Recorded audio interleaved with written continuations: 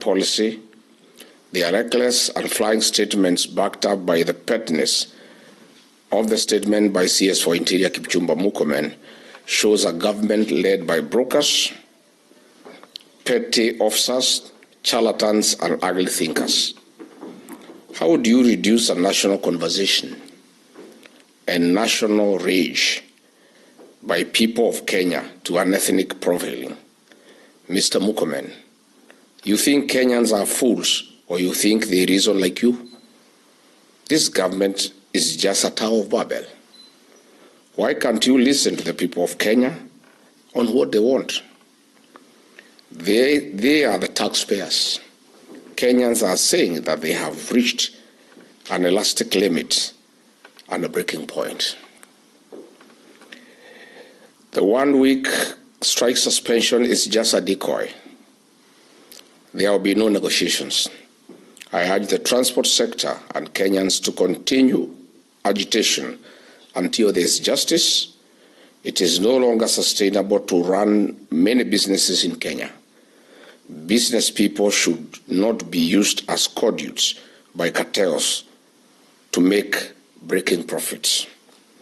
Instead of William Ruto sitting down in the office to work, he is hopping from one flight to the next, attending international conferences that can be attended by directors in their ministries.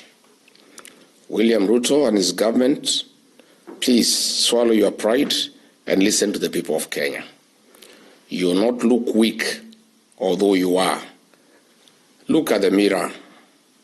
You may not like what you see, but it's the reality of the matter. To the commander of goons that are destroying property and harassing Kenyans, Lemo Domoro and Kipchumba Murkomen, please recall your goons and stop harassing the people of Kenya as they go about their businesses in Kenya. Yesterday, Kenyans and especially private motorists were harassed, extorted, and their property looted by your goons. Mr. Remo Domoro, please speed dial your goons to get back to where they have come from. I urge Kenyans not to give up, and William Ruto must stop from sucking the last pint of blood from struggling Kenyans. He has crippled our health sector, our education sector, our agriculture, our international relations, are the poorest, our healthcare, and now the whole country is stalled. It is not only the transport sector under siege, the entire fabric of our society is jinxed.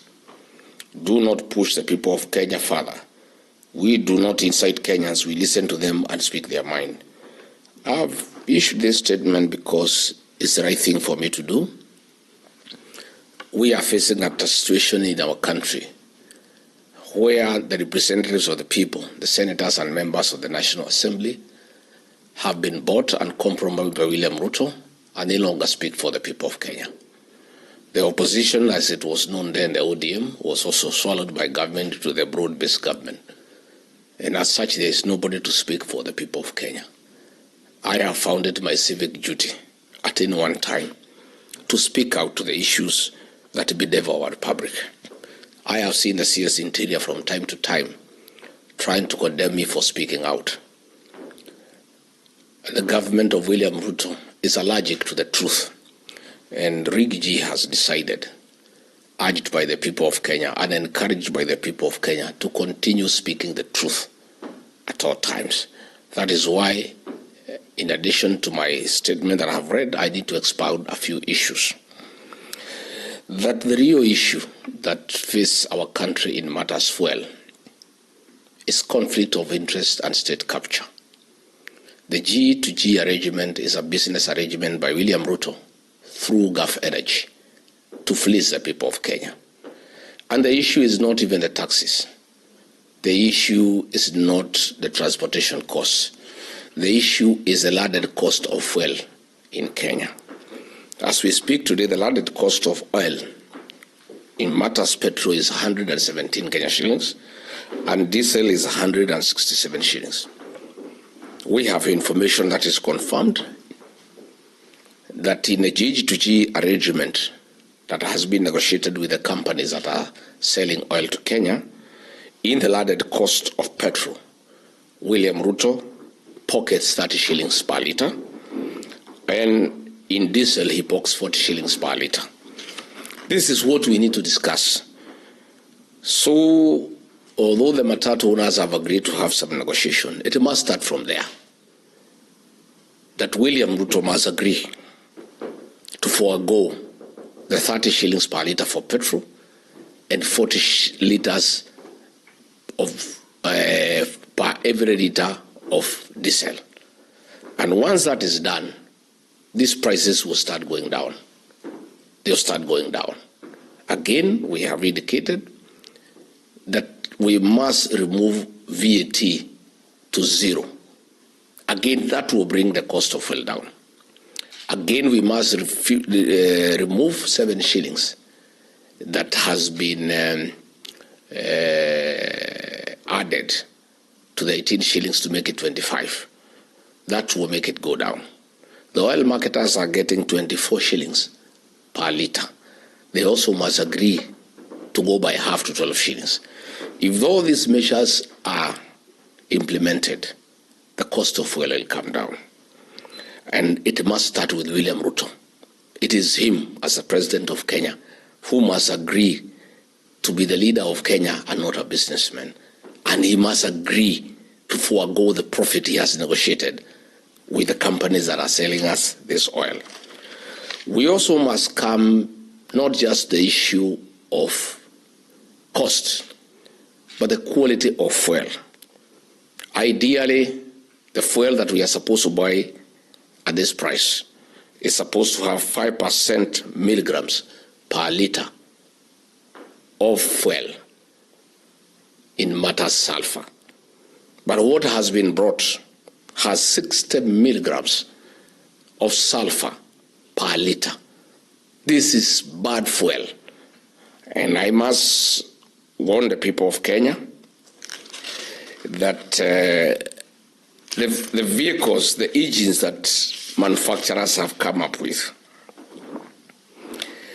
Euro 4, Euro 5, Euro 6, the way those engines have been designed and manufactured, they cannot take bad fuel.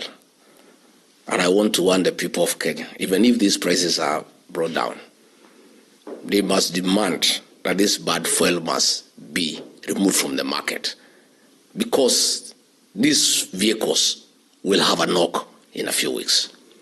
Again, in terms of plant and machinery for our factories, this bad fuel will spell doom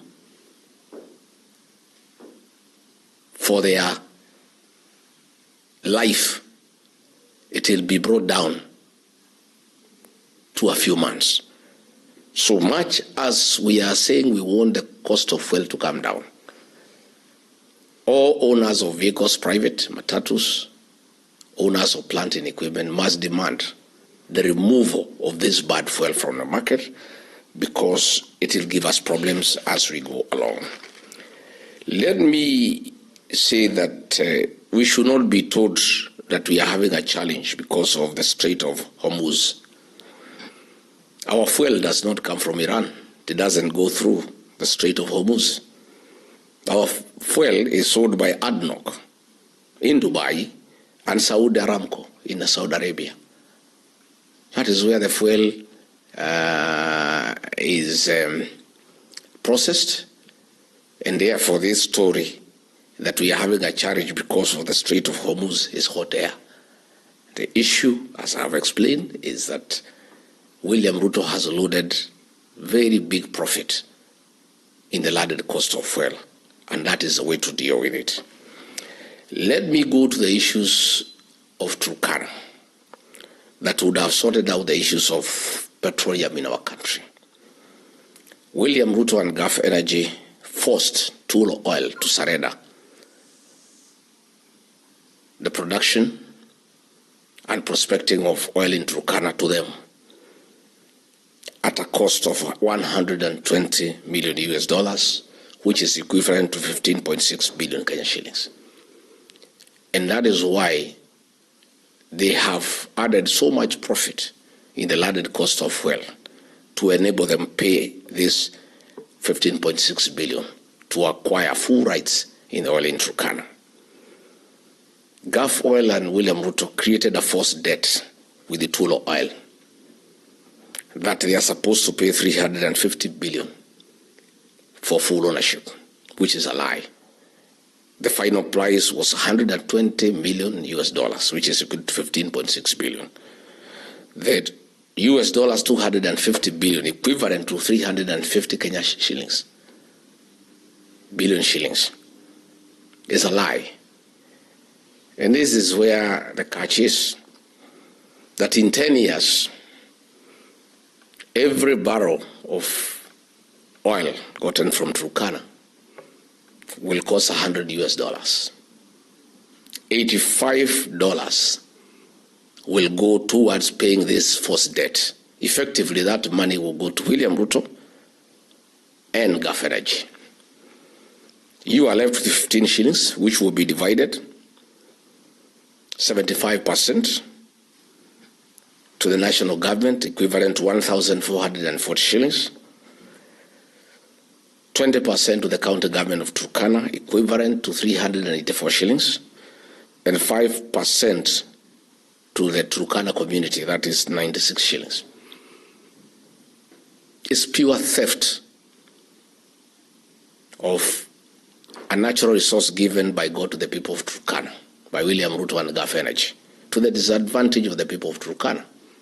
Unfortunately, the people's representative, the members of parliament and the governor, with the exception of the senator, have been bought and compromised, and they cannot speak. We must therefore speak for the people of Turkana. These oil reserves have the capacity to produce enough money to change the lives of the people of Turkana, to build good schools, build good roads, sink dams, get water for irrigation and for domestic purposes, and change the lives of the people of Turkana forever. But all this is being stolen by William Ruto to the disadvantage of the people of Turkana, and he has compromised the representatives of the people of Turkana. The people of Turkana must say no, and I'm urging the people of Turkana to stop further exploration and exploitation of their reserves of oil in Turkana until proper negotiations have been done and the people of Turkana get the maximum out of the proceeds of the oil that is in Turkana given to them by God to change their lives. And I would urge the people of Turkana to stop this exploration until there is change of government next year, where they can sit down with the new administration and negotiate a good package that will change the lives of the people of Turkana. It cannot be that a natural resource given free of charge by God to the people of Turkana will benefit William Ruto and Gulf Energy. It's unacceptable. And the people of Turkana must say no. And I urge them not to fear. They must be like the people of Ikolomani in Kakamega. When William Ruto got some people to go and harvest their gold without adequate compensation to the people of Ikolomani in Kakamega, they stopped it. People organized themselves and said no. And this is what I'm urging the people of Turkana to do. I know I'll be accused of incitement. I'm guilty as charged. I have a responsibility to speak for the people of Turkana.